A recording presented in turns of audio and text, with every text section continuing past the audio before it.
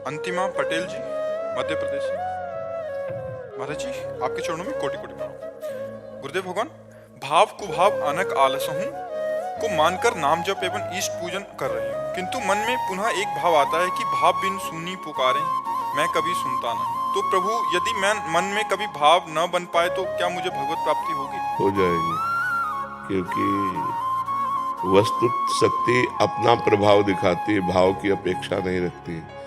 जैसे अग्नि में दाहिका शक्ति है, आप भाव रखो तो जला देगी, भाव न रखो तो भी जला देगी।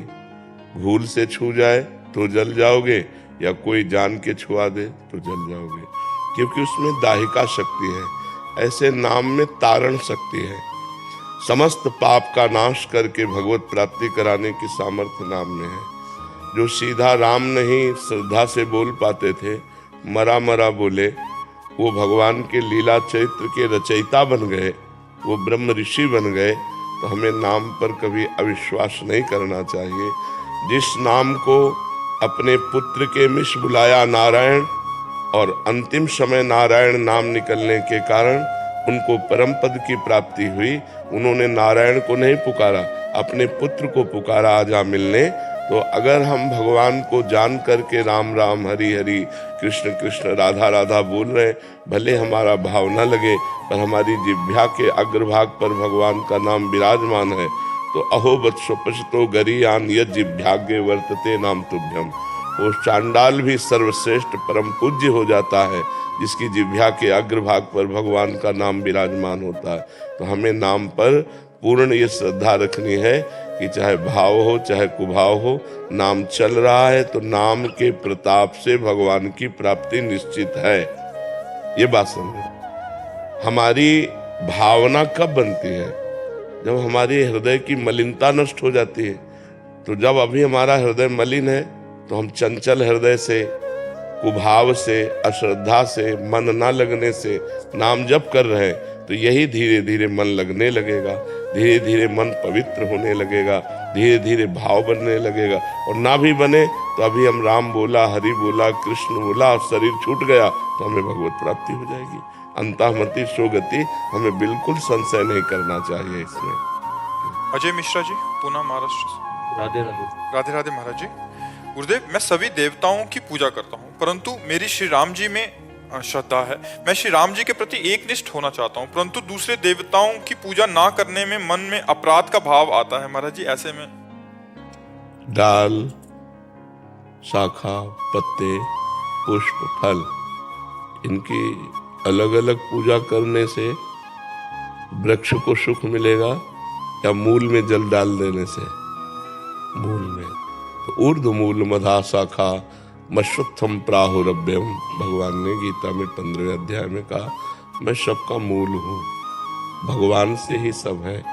जा पर कृपा राम की हुई, ता पर कृपा करे सब कोई। यदि हम भगवान की आराधना करते हैं तो भगवान में असंख्य ब्रह्मांड, समस्त देवी देवता सब वास करते हैं, सबकी पूजा हो जाती है। एक भगवान श्री हरि की आराधना करने से सबकी पूजा हो जाती है। तो कोई भी देवी देवता कभी भी नाराज नहीं होगा, क्योंकि भगवान ही सब देवी देवता बने हुए हैं। समझ रहे हो ना?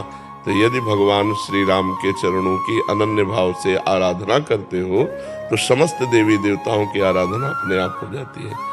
लेकिन किसी देवी देवता की आराधना से संपूर्ण आराधना नहीं होगी, क्योंकि आप उसे एक नामधारी देवता केवल समझ रहे हैं। अगर उसमें भगवान भाव कर लो, जैसे गोस्वामी जी कह रहे हैं, जड़ चेतन जग जीव जत सकल राम में जान। अब किसी की भी आराधना करो, भगवान श्री राम की आराधना हो रही, वो संपूर्ण आराधना है। भगवान की आराधना संपूर्ण आराधना है। भगवत भाव के द्वारा यदि कुत्ते की भी आराधना कर ली जाए तो भगवान की प्राप्ति हो जाएगी। लेकिन भाव भगवान का होना चाहिए कि इसके अंदर भी भगवान विराजमान है। तो जैसे गीता जी में भगवान ने कहा कि देवता की आराधना करने वाले देवताओं को प्राप्त होते हैं, पितरों की आराधना करने वाले पितरों को प्राप्त होते हैं, भूतों की आराधना करने वाले भूतों को प्राप्त होते हैं, और मेरी आराधना करने वाले मेरे को प्राप्त होते हैं। तो फिर सब में भगवान है, तो उनकी आराधना से भगवान को क्यों नहीं प्राप्त हुए? क्योंकि उन्होंने भगवत भाव नहीं किया। पितरों में पितर भाव किया, देवी देवताओं में देवताओं का भाव किया। तो हमें चाहिए कि हम जैसे गोस्वामी तुलसीदास जी ने सबकी वंदना की है विनय पत्रिका में, लेकिन सबसे यही मांगा कि सिया राम के चरणों में प्रेम हो।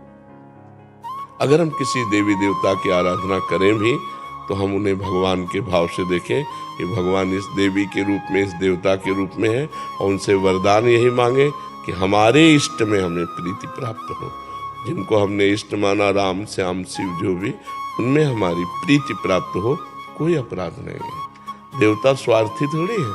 भगवान श्री राम की पूजा करने से समस्त ब्रह्मांडों की पूजा हो गई, क्योंकि भगवान ही सब रूपों में विराजमान है।